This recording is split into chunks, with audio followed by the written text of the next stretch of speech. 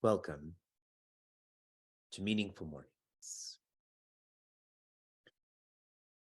Last night, we had a Prithvi Seva Sangha workshop, and the theme for the workshop was Solutions to the Plastic Crisis by a wonderful seeker. Her name is Simrata Keshav. What she shared was quite saddening.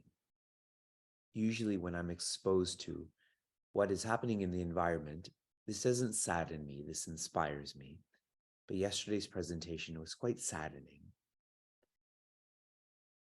As I introduced what was happening with our workshop, I had shared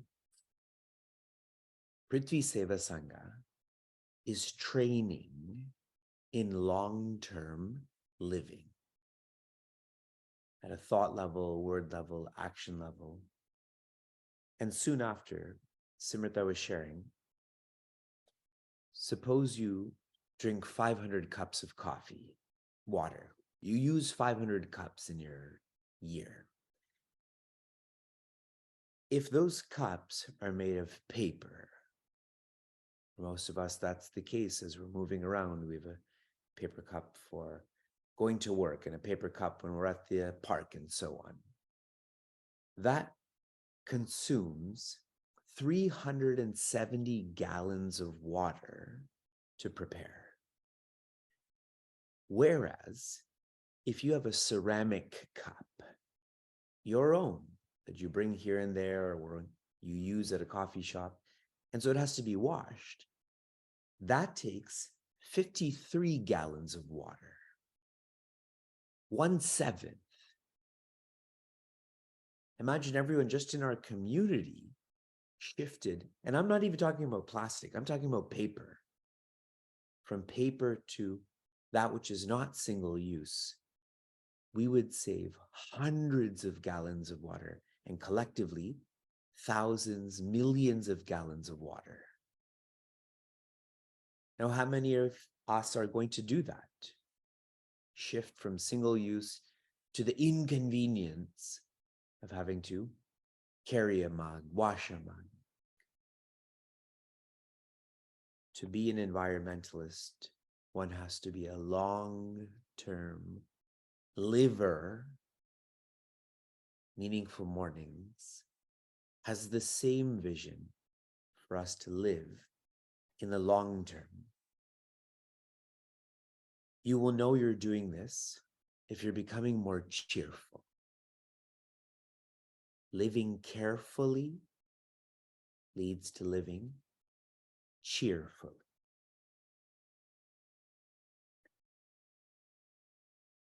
In Bhagavad Gita's chapter 13, the theme is differentiation, but there's a background theme on detachment,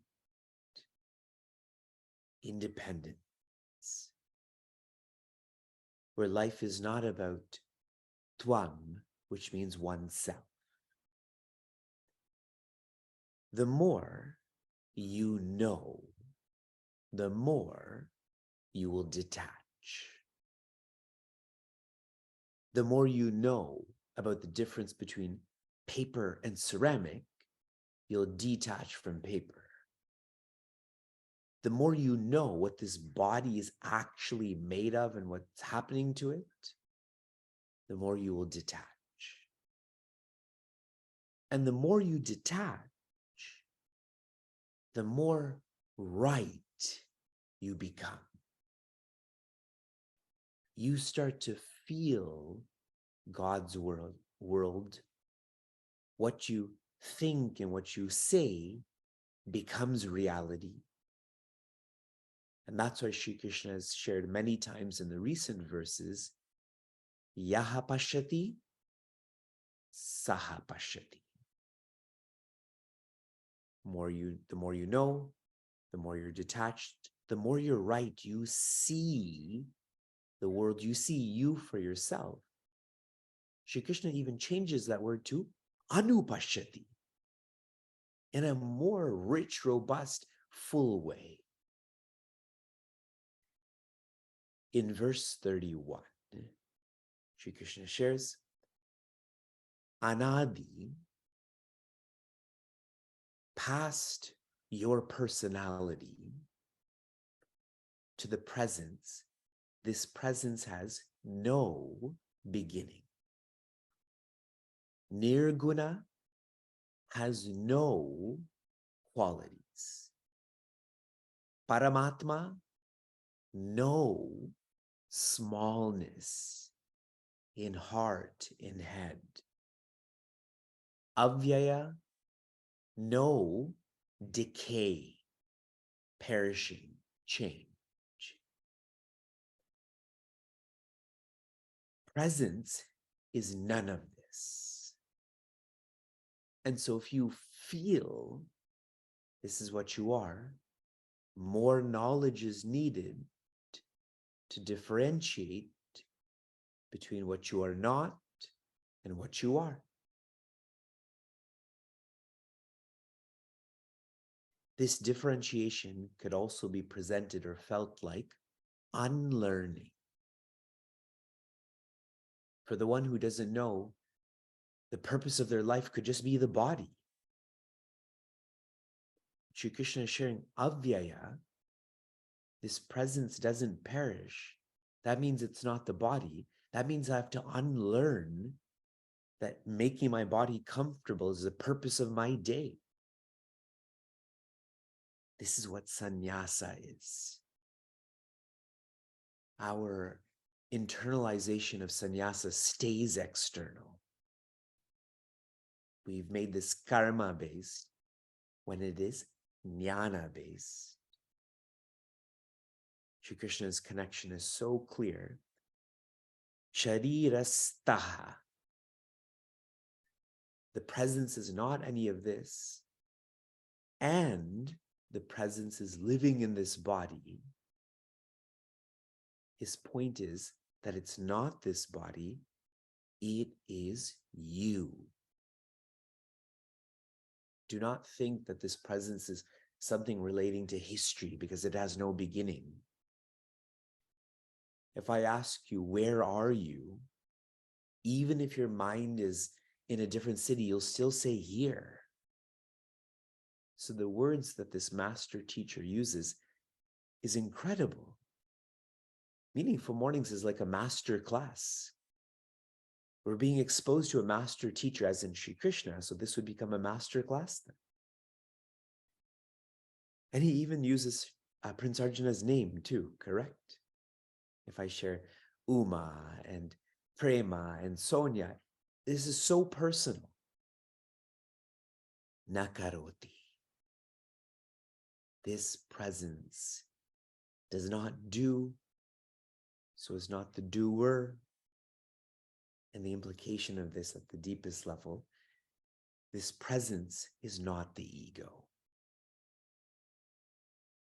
Throughout our practice of contemplation, I am not the experiences, I am not the equipments, I am not the ego.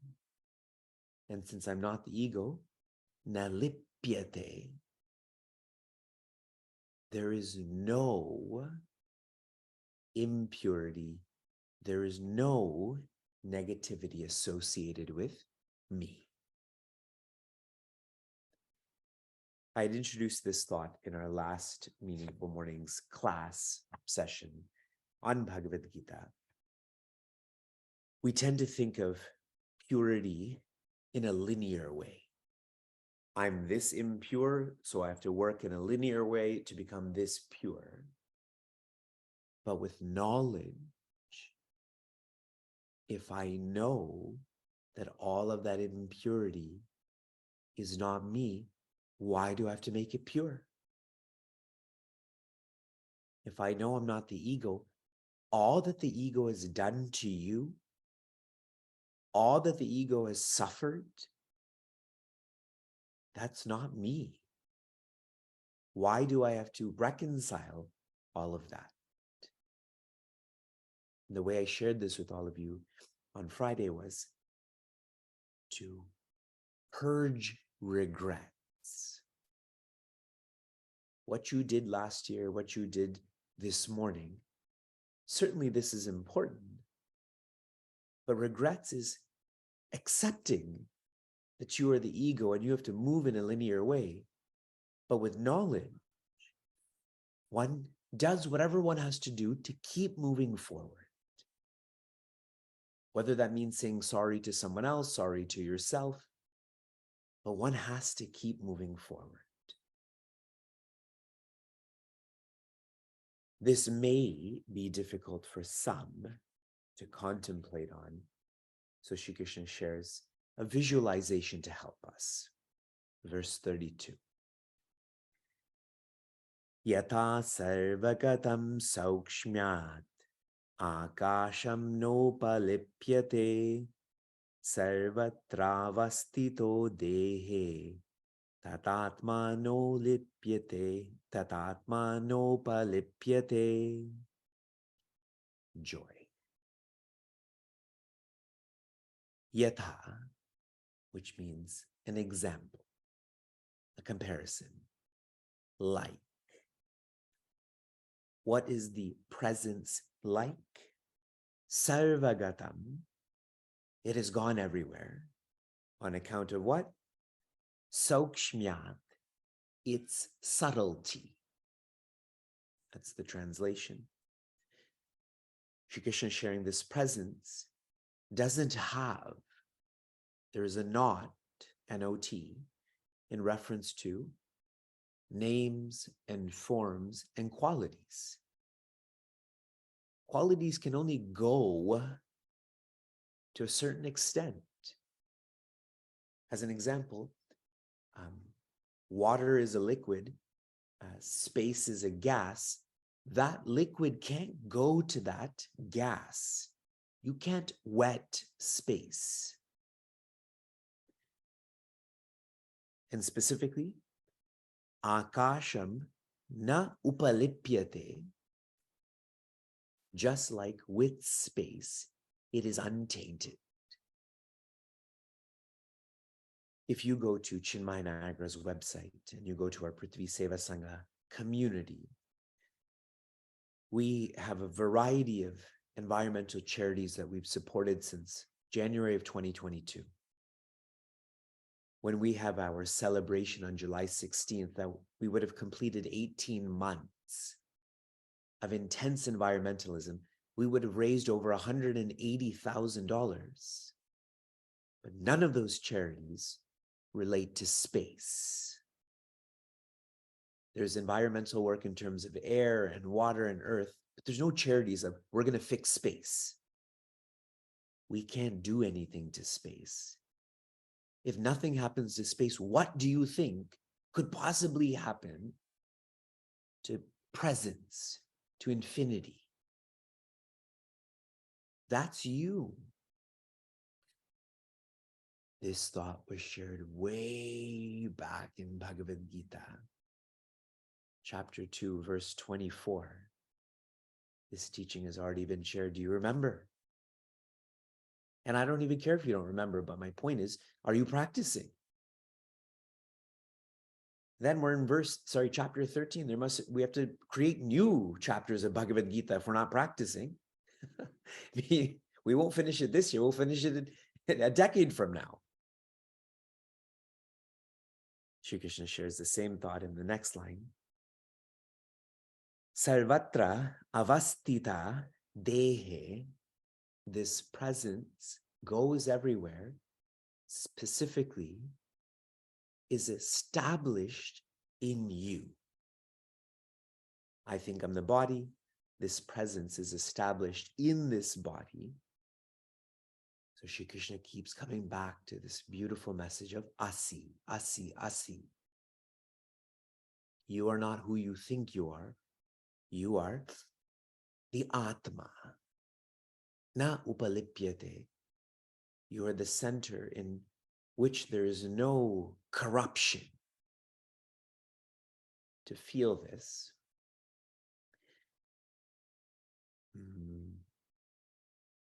in our spiritual parenting retreat, I had asked all of the seekers, how do you measure value?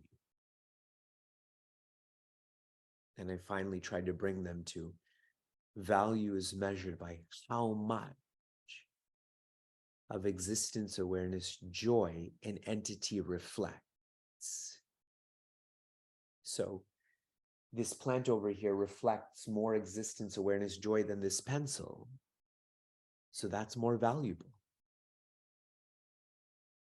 Now, if you feel that existence awareness joy is in you, is you, you become the most valuable entity. You become the most valuable presence. We do an extreme amount for valuables, but you are the most valuable. Again, yata is the beginning of this comparison. Tata, the direction of this, is for us to feel this. And so perhaps a practical sentiment from this verse. I've shared in our contemplation classes, contemplation begins with purification. A lifestyle that is oriented towards purification is the one that is ready for preparation, which is ready for processing the ego. So much is shared about purity, but if my lifestyle is not oriented towards purification, then preparation and processing will not be possible. It is relative purification that makes one feel absolute purity. Swami Chinmayananda constantly uses terms like pure consciousness, pure awareness. From inspiration to application, your application was to continue to express what Meaningful Mornings has done to you. This expression helps one to be more inspired. A seeker wrote a card to me while I have been in Portland about how Meaningful Mornings has made her less ritualistic. She's tuning into what rituals are to be directing one to rather than just the ritual. That is solid. Your application for this morning is, I would like for you to rate your lifestyle in reference to purification. The way you lived yesterday, today, if you're not living in a purification way, that's 1, meaning awful. And 100 is awesome. Reminding you of your daily purification will naturally lead to a lifetimes purification and purity. Shanti, Shanti, Shanti. Be safe, be sound, be serene, be joy.